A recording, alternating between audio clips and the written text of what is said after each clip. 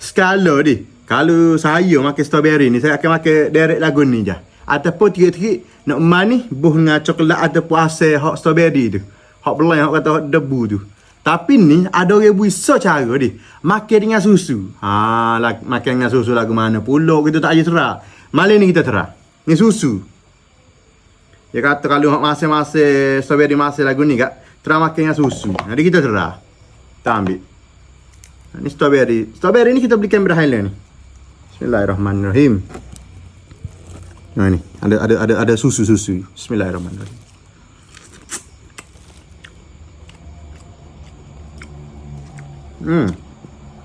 Sekali lagi.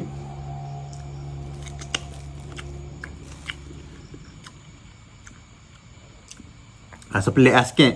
Tapi okey, mana ni bak susu mana ni? Tapi okey lah. Sebab sekali kita makan susu dengan asal ni sekali makan coklat coklat asal ni dengan susu. Okey, tapi untuk first time makan rasa lain sikit. Tapi sedap ya. Jadi siapa-siapa ada strawberry boleh terang rumah.